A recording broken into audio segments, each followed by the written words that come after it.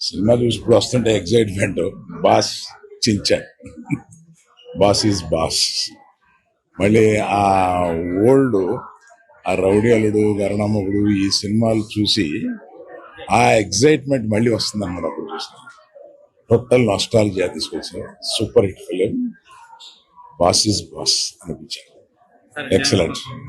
ఏమా డాన్స్ ఎలా అనిపించింది సార్? వింటేజ్ వింటేజ్ డాన్స్ అన్ని, అంటే బ్యాక్గ్రౌండ్ స్కోర్ తో సహా వింటేజ్ తీసుకొచ్చేటప్పటికి డైరెక్టర్ ఏం ఆలోచించాడు దీనికి అనిపించింది.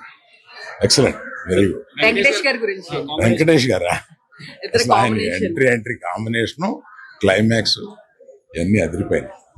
Cinema excellent.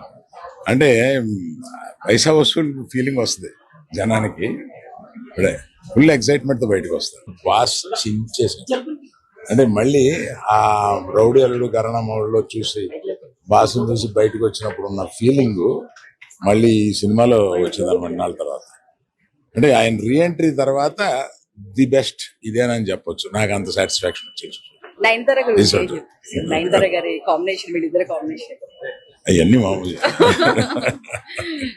వెంకటేష్ గానీ, నయనతార గానీ, డైరెక్టర్ గానీ అసలు ఎవరిది వాళ్ళు ఎక్సలెంట్ గా చేశారు.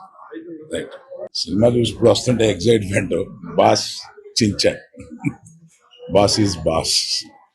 మళ్ళీ ఆ ఓల్డ్, ఆ రౌడీ అల్లుడు, గరణమ్మగుడు, ఈ సినిమాలు చూసి ఆ ఎగ్జైట్మెంట్ మళ్ళీ వస్తుంది అన్నమాట. అప్పుడు చూసిన టోటల్ నాస్టాలజియా తీసుకొచ్చారు. Super hit film. Boss is boss అనిపించారు. ఎక్సలెంట్. ఏమా డాన్స్ ఎలా అనిపించింది సార్? వింటేజ్ వింటేజ్ డాన్స్ అన్ని, అంటే బ్యాక్గ్రౌండ్ స్కోర్ తో సహా వింటేజ్ తీసుకొచ్చేటప్పటికి